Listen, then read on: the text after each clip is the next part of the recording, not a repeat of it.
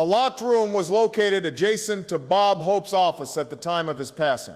Only he and the individual he holds in the highest regard, devoid of family or friends, a significant collection of documents from 1938 was preserved within upon examination by specialists.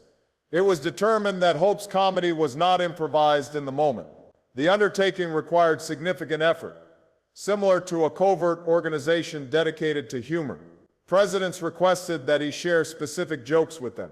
The military modified several of his codes, and one folder labeled 1,968 inches contains content that remains highly controversial and is still secured to this day. You may be surprised to discover the contents of that vault. Leslie Towns Hope was the name given to Bob Hope at birth on May 29, 1903, in the small town of Eltham. His father was employed as a stonemason, while his mother performed in rock bands. Although their resources were limited, they possessed a passion for music, demonstrated a strong work ethic, and were blessed with a remarkably engaging young son. During that period, London was in the process of adapting to a new era following the passing of Queen Victoria. Despite the tranquility in Eltham, young Leslie remained quite active. He consistently recalled his origins. In 1985, he returned to Eltham despite his fame to visit the sign that commemorates his birthplace. He will always hold a fondness for that small region of England. In 1908, at the age of 4, his family relocated to the United States. They arrived in Cleveland, Ohio, seeking improved opportunities. The city was characterized by numerous companies, along with significant smoke and noise. Finding employment proved to be challenging. Leslie's father faced significant challenges in his role as a stonemason. His mother contributed by performing in intimate venues. Securing funding proved to be challenging. The process was challenging. Leslie observed diligently, taking note and acquiring knowledge. He observed that even a brief moment of laughter could enhance people's well-being. He recalled that lesson. Subsequently, amid the Great Depression, the family faced the risk of repatriation to England. By that time, Leslie's skills were becoming increasingly evident, and his ascent in the entertainment industry contributed to their continued presence. They were unable to relinquish their efforts at this stage, having made significant progress. At the age of 10, in 1913, Leslie participated in a contest in his town. This was not merely a competition to determine who can best emulate Charlie Chaplin's appearance. Chaplin's performance was becoming increasingly significant, and Leslie excelled in the role. He observed Chaplin's distinctive walk, noting the humorous beard and the manner in which he wielded a cane. Subsequently, he delivered a performance and emerged victorious. Although it was modest in size, it held significant importance for him. The applause was genuine. It was gratifying to receive recognition. It is probable that he received a modest prize rather than a significant monetary reward. He would always recall the satisfaction of delivering a performance that brought joy and laughter to the audience. By the age of 16, in approximately 1919, he was required to mature rapidly. The Spanish flu had recently passed, and the war had concluded. Dreaming was not an option. He discontinued his high school education to assist his family. He was offering documents for sale. He was employed at beverage stands. He was offering shoes for sale. He provided assistance in every possible manner. He gained valuable insights from each position he held. Effective communication with others. Strategies for persevering during challenging times. It became increasingly amusing for him. Improved timing from him. He gained more knowledge than ever, despite not engaging with books any longer. It was not an educational institution. However, it was indeed a legitimate educational institution. His initial bout took place in the early 1920s. He assigned a name to the ring, Patchy East. It was indeed challenging. He competed in 4 matches and secured victory in 3 of them. That is quite impressive for an individual who would subsequently engage in humor regarding war, political figures, and the entertainment industry. However, he was not destined to pursue a career in boxing. He was defeated in a match and subsequently eliminated. Instead of expressing anger or embarrassment, he chose to laugh it off. He chuckled and remarked that the punch propelled him straight to dance school. That is the subsequent location he visited. Bob Hope did not initially emerge as a prominent figure. He was one half of a comedy duo known as Two Diamonds in the Rough during the early 1920s. He performed alongside George Byrne, showcasing a blend of humor and dance in their act.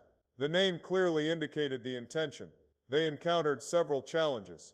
At this stage, Hope had not yet developed the polished persona that would later define her as a renowned comic. He performed as a dancer on local stages, facing challenging audiences and receiving modest compensation. Performing vaudeville presented significant challenges. Audience members would express their disapproval if you failed to engage them promptly. Hope developed the ability to adapt swiftly, generate innovative ideas on demand, and understand the audience with precision. That is where his senses became more acute. Currently facing challenges while traveling, lacking a safety net. After many years, he asserted that this was indeed the authentic location of Bob Hope's birth. By 1927, Hope had nearly reached Broadway. He secured a minor role in a production titled The Sidewalks of New York. He was indifferent to the fact that no one observed him. He performed on an actual stage in New York. He secured another minor role in Upside Daisy the subsequent year. Although it may not have been fame, it represented significant growth.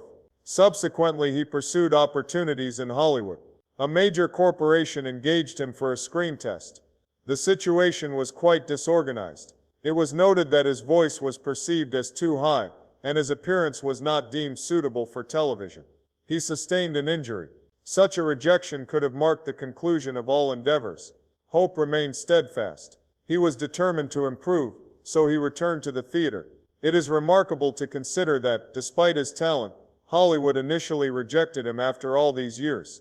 However, he was not prepared at the outset. Additionally, he was aware of it. In 1933, significant transformations occurred.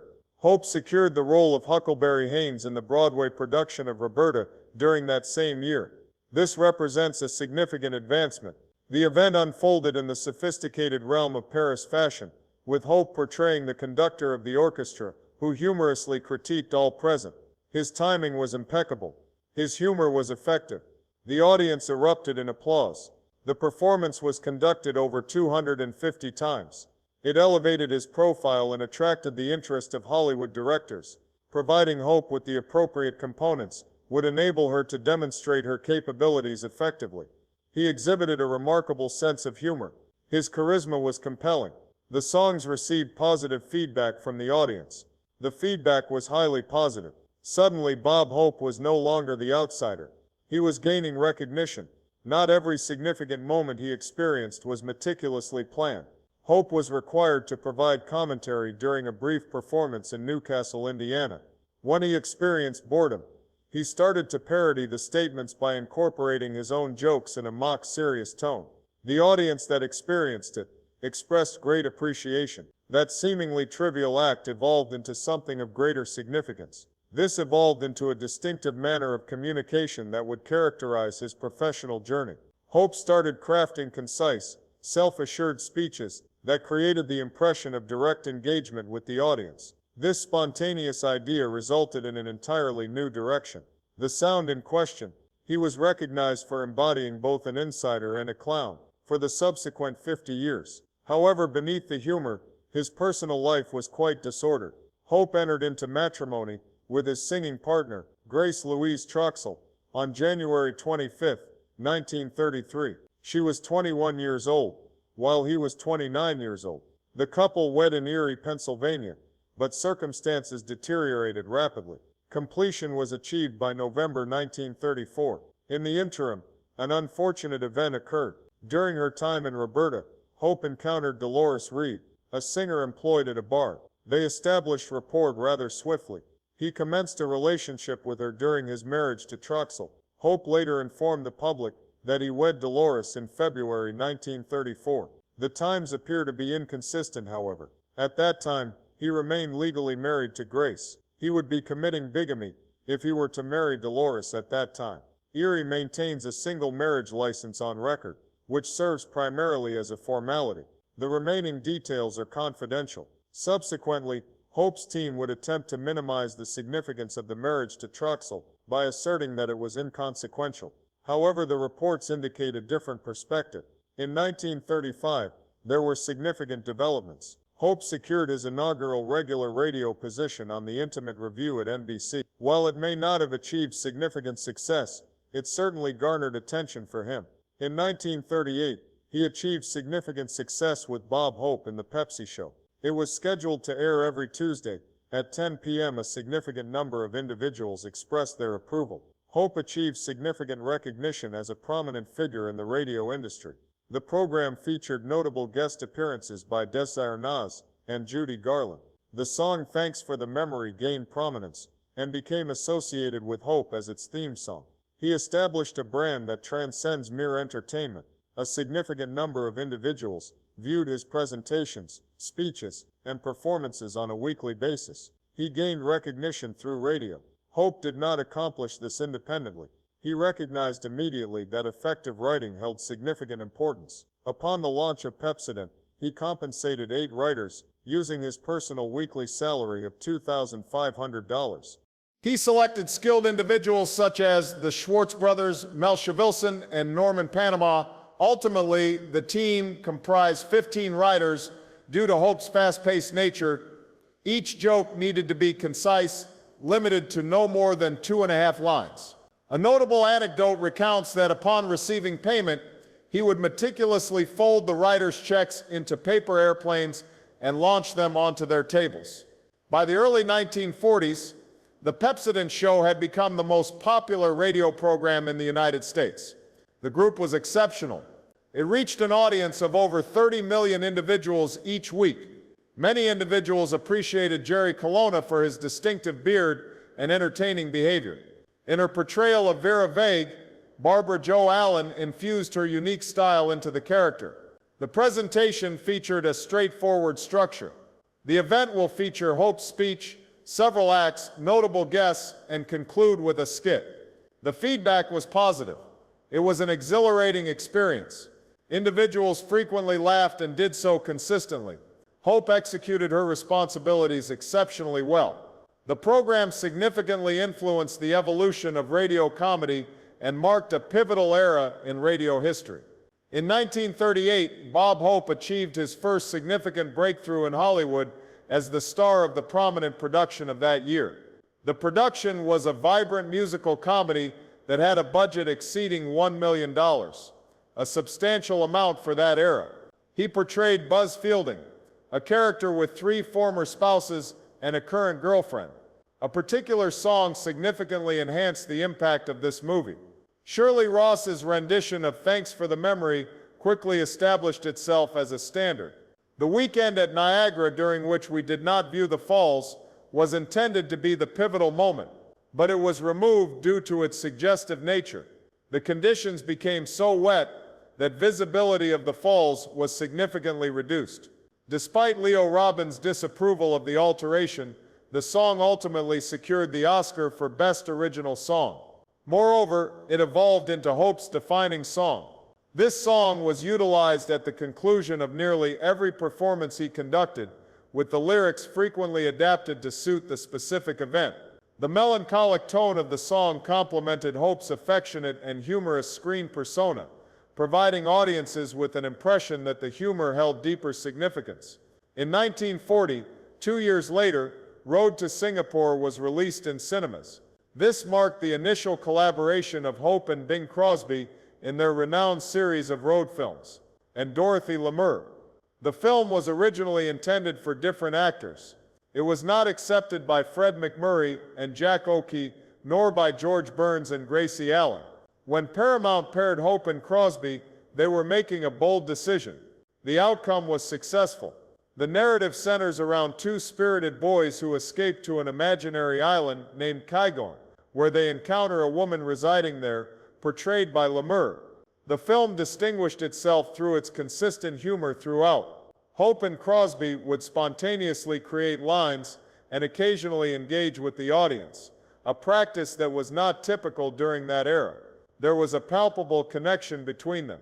Road to Singapore achieved significant success upon its release on March 13, 1940. The film ranked as the 17th most successful release of the year. Hope secured the 3rd position, following Lamour, in this inaugural film. Following that, Crosby consistently secured the first position, Hope took second, and Lemire placed third. The trio garnered immense popularity, resulting in the production of over 20 road movies. Bob Hope appeared in 54 films that were released in theaters from 1938 to 1972. That amounts to over one film annually, for a period exceeding 30 years. Between 1941 and 1953, he consistently ranked among the most prominent figures in American cinema. His films featured elements of music, comedy, and romance. His road movies received considerable acclaim, and his solo comedies, such as My Favorite Brunette, 1947, The Pale Face, 1948, and Sorrowful Jones, 1949, also achieved significant success. Hope maintained visibility in the public sphere due to his achievements in radio and television. He served as the host of the Oscars on 18 occasions spanning from 1939 to 1977. It remains a record. Hope achieved significant fame, yet he was never nominated for an Oscar. In 1960, he received the Jean Hersholt Humanitarian Award, one of 4 special awards he was honored with. His most recent film, Cancel My Reservation, was released in 1972 and did not perform successfully at the box office. By that time, he had secured his position in Hollywood history. However, there were more serious matters occurring behind the scenes. The Secret Life of Bob Hope is a historical account authored by Arthur Marks, published in 1993. It is alleged that Hope utilized his influence to coerce young actors into engaging in inappropriate activities. The book states that from his office at Universal Studios, he operated what was referred to as a casting couch business. It has been reported that women who declined his advances faced termination. Despite Hope's team refuting the allegations, they bear resemblance to other instances of misconduct that occurred in Hollywood during its golden era. Individuals familiar with Hope remarked that her conduct was a closely guarded secret. The publication features direct quotations and identifies witnesses by name. Certain individuals have suggested that Marks was attempting to promote a contentious narrative due to a personal grievance with another party. The information presented was explicit and disconcerting. The book indicates that Hope engaged in numerous affairs, even during her marriage. It has been reported that he acquired apartments near his residence to facilitate discreet visits. He also had women enter his hotel rooms discreetly while he was on tour. Marilyn Maxwell, his longtime companion, was so recognized within his circle that she was often referred to as Mrs. Hope reportedly instructed an agent, "Ensure I receive the finest hotel suite, the most skilled masseur, and the top escort available." The book indicates that Bing Crosby and Hope occasionally exchanged partners. The staff reportedly assisted in maintaining discretion, and his wife Dolores remained by his side, partly due to her Catholic beliefs. If the accounts are accurate, they reveal that he led 2 distinct lives, one as a beloved comedian in America, and another as an individual who misused his authority in private settings. On May 6, 1941, Hope undertook an action that defied the expectations typically associated with a movie star. He conducted a live performance for military personnel at March Field in California. That occurred prior to the United States' entry into World War II, indicating it was not merely a performance intended to uplift public sentiment. The program was broadcast nationwide on NBC. That evening marked the beginning of a 50-year alliance between Hope and the U.S. troops. Following the events at Pearl Harbor, he embarked on a mission to deliver humor directly to the troops. Of the 144 shows, what were the dates they occurred? 9 of these were completed in a studio setting. The remaining individuals were situated in military camps, adjacent to hospitals, or positioned on the front lines of combat. He engaged in more than mere jesting. He adapted his humor to suit each location, and even playfully poked fun at the local police officers. It brought joy to the soldiers. The audience experienced a sense of comfort and familiarity while viewing his show. Hope participated in 57 USO trips from 1941 to 1991. He served in all major conflicts involving the United States during the 20th century: Afghanistan, Iraq, Vietnam, Lebanon, and the Gulf War. The island of Diego Garcia in the Indian Ocean was converted into a runway to accommodate his landing for a Christmas show in 1972. He traveled to the bush, the desert, and various other locations. There were no brief interruptions here. Hope would provide singers, dancers, and performers to engage the troops for extended periods, even amidst battle or in extreme heat. He conducted 48 holiday shows internationally, and whenever the atmosphere was subdued, he consistently made efforts to uplift those around him. In hindsight, veterans indicated that those shows played a crucial role in their survival. In December 1990, he traveled to Saudi Arabia and Bahrain as part of Operation Desert Shield, marking his final trip. The conclusion of an era had arrived. I trust that Hope did not utilize her personal funds for those trips. The payment was made by the U.S. Department of Defense, NBC, and his contributors. He demonstrated a strong aptitude for business. All the footage was the property of his company, Enterprises. This allowed him to produce television shows based on those excursions. These were broadcast on NBC, further enhancing his fame and financial success. A significant number of performers dedicated their time to the USO without anticipating any compensation. Hope expanded his service into a substantial media enterprise. He received compensation. He accomplished that, but he also made history. Arthur Marks indicates that those trips served purposes beyond mere pride. It is said that Hope utilized them to manage his business affairs during his absence from home. Marilyn Maxwell, who frequently accompanied him on trips, was among the numerous individuals with whom he shared a close relationship. The book indicates that Hope engaged with women both within his group and externally during his travels. In his personal life, Maxwell played a role akin to that of a co-star. The account indicates that Hope's public statements were occasionally detrimental. It has been reported that he made inappropriate jokes regarding women during an NBC show in 1970, and also made a comparison of women to cows at the Miss World pageant in the same year. Certain individuals may be skeptical of these assertions. However, they reveal an aspect of Hope that was detrimental to families. Hope maintained stringent guidelines regarding conduct around injured troops. He advised everyone on stage to maintain composure in front of the audience. Their requirement was not for sympathy, but for laughter. He did violate that rule on one occasion, however. During my time in Italy, in 1943, I visited a hospital where I encountered a soldier who had been in a state of unconsciousness for 2 months. "Hello, Bob Hope. When did you arrive?" the soldier inquired as he regained consciousness. Hope was unable to restrain herself. He exited the room in tears. He returned later and presented the man with his Purple Heart medal. This instance marked the sole occasion he deviated from his established principle, illustrating the significant impact the event had on him. It is important to note that Bob Hope did not consistently exhibit anger. An event that occurred in 1977 significantly transformed him. In that year, Anita Bryant initiated her campaign against the LGBTQ+ community in Florida. She aimed to eliminate regulations that upheld the rights of LGBTQ individuals. She stated that individuals from the LGBTQ+ community were attempting to influence children to align with their perspectives. The items in question were unkind and unattractive. Hope was acquainted with Bryant. They collaborated to present a performance. His daughter Linda has now informed everyone of her sexual orientation as a lesbian. She resided with her partner. Suddenly, it transcended politics. The focus was on them. Hope also expressed her thoughts openly. He commenced sharing humorous anecdotes. They were not unkind, rather they exhibited intelligence. He announced that a street in Miami will be designated in honor of Anita Bryant. Indeed, there is a singular approach. That line distinguished itself from the others. It was straightforward and courageous.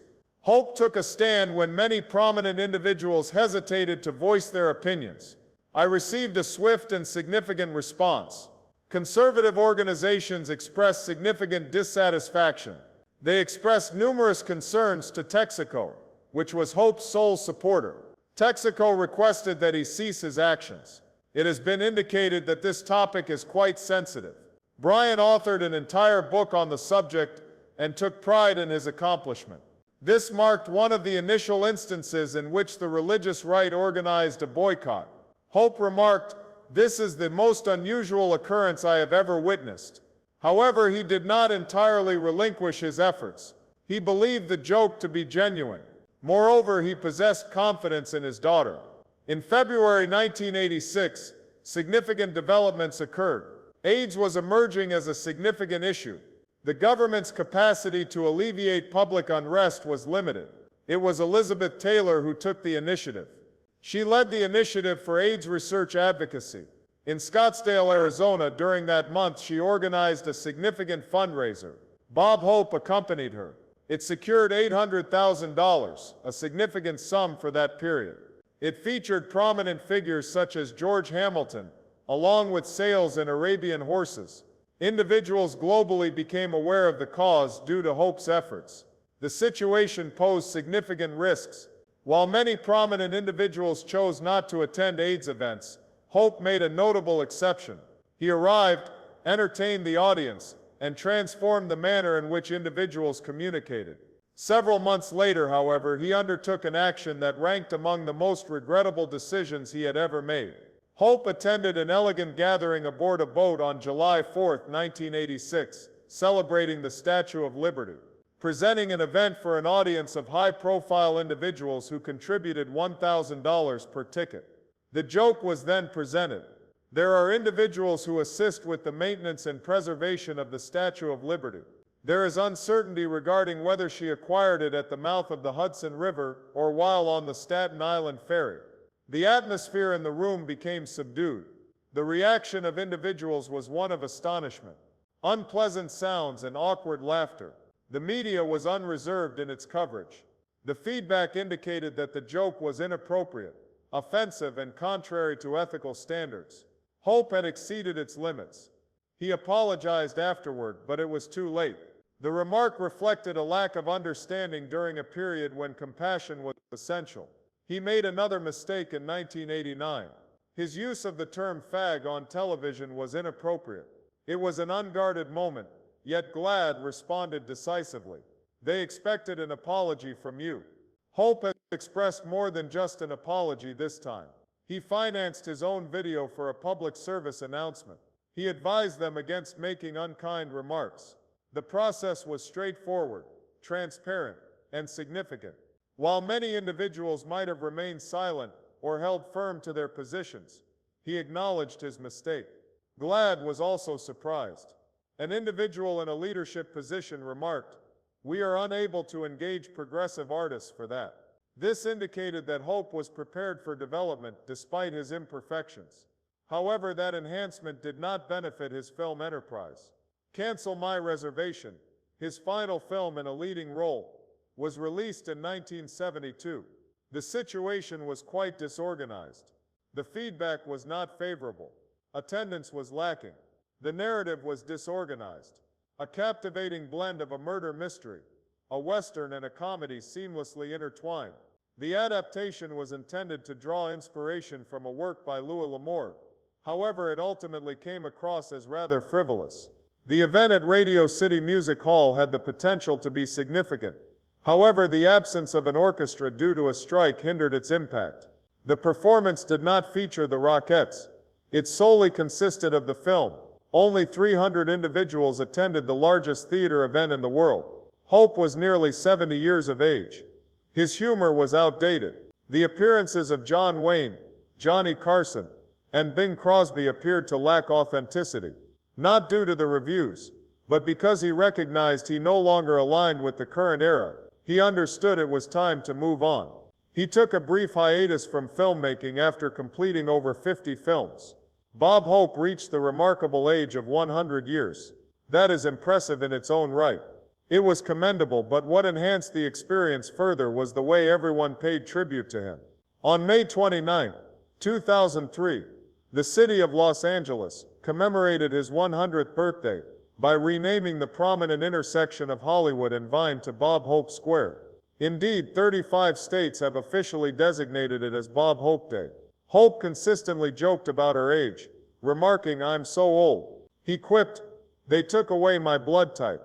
While he was humorous, it was evident that his health had been declining.